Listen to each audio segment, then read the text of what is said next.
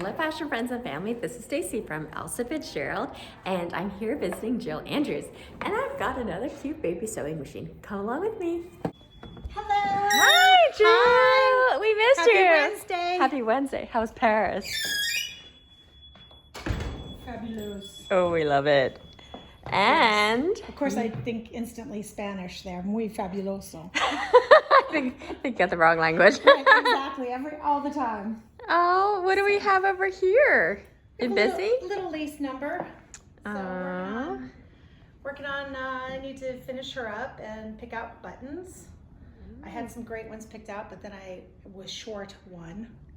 So it was originally going to be longer, but we liked it as a mini. Nice. So Any interesting details? yeah, I think I really liked using, this is sawtooth grosgrain, which is like a nice rayon grosgrain. You use it for, it's used for in hat making, but it's softer than the regular kind that you would buy, like the off-right.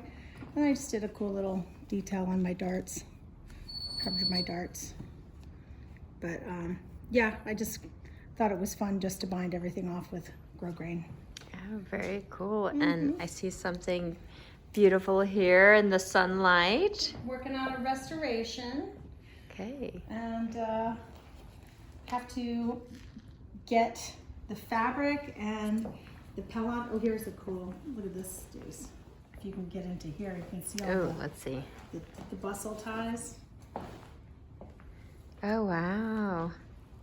See how many bustle ties, and they were all color coded. And this is a restoration, but it's meant to be like going to be worn again. Yes. Or be worn, yes. Yeah. So basically, when I work on this, what I'll do is do all the repairs and get the original fabric back into shape. It had been dry cleaned a couple times because I think this will be the 5th wearing.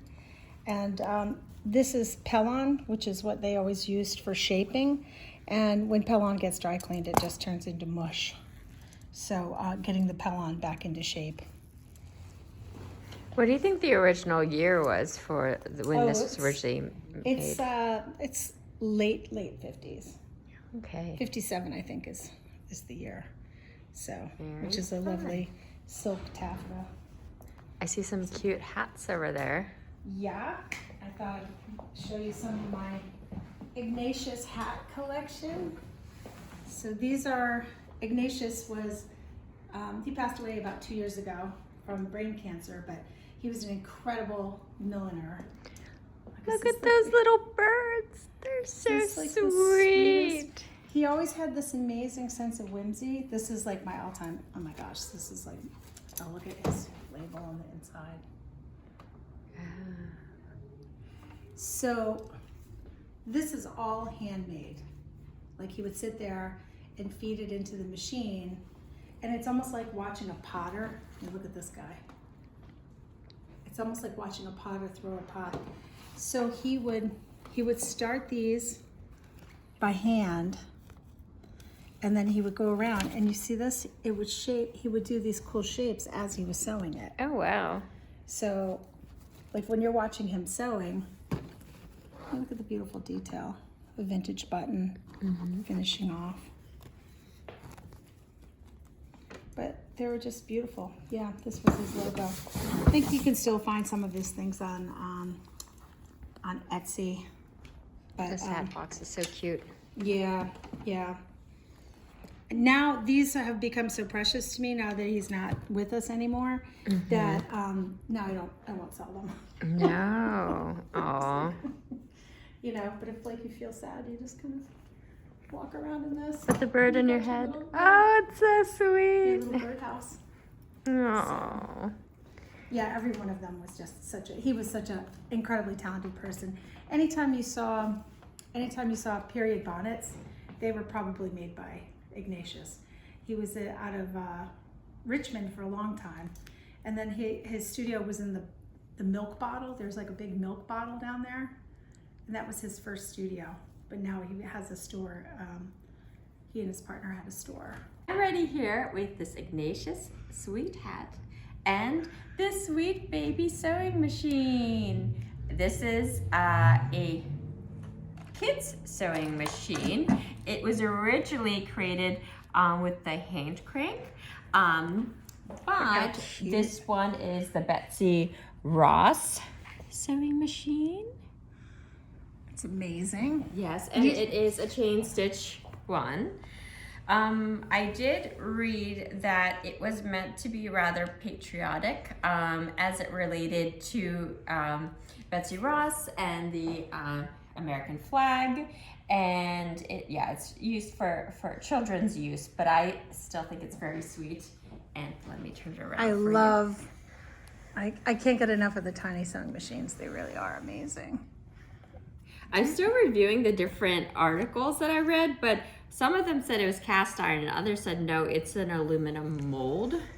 Oh, interesting. So some people were advertising. So now that they're saying it, it does feel more like an aluminium, as they'd say in England. Aluminium, right? Yeah.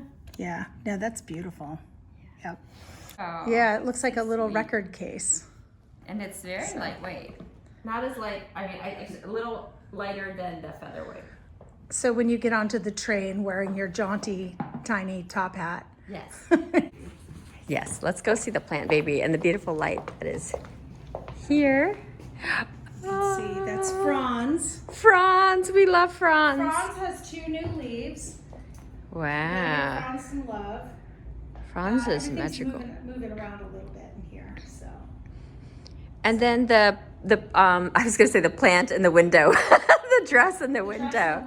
Yes, which tell is us still more. very fur, but I'm getting ready to do my spring windows. So this is this was in the latest issue of Be More Weddings, Baltimore Weddings. So this is really a fun piece because all these are made to have big holes in them, and then it's on a bobinette ground, and then it has a nice little petticoat. But then one part is, if you can see in there, oh yeah, it's easier to go this way. The nice little silk cage that I built for her. Having all those years in the theater, Oh wow. you know, and building hoop skirts, I thought this was really fun. And I think that hoops are coming back in. Oh, and then you were showing me the applique here. That's so pretty. Lots of beautiful applique. I think the bust is one big. Oh yes. That's one big flower up there. But I thought it was interesting how you had it settle here that you wouldn't expect it there. Yeah, I like the unexpected surprise of an applique like in another layer. I like them to be, you know, revealed. Mm-hmm. I can see here. Pretty. Thanks. Yay. Oh yeah, there's a cool one up there too. It's got a big leaf. Oh, fun. Look at these sweet pens. Oh, here. There we go. Oh, yes. Get a little plug. Well, there you are. And then there's, see the picture, how it photographed. Oh, there I am. Oh, so sweet. But, how fun. Love struck. Yeah, we love Baltimore weddings. Oh, that was so much fun. I missed coming here. I think our audience also missed coming and hanging out.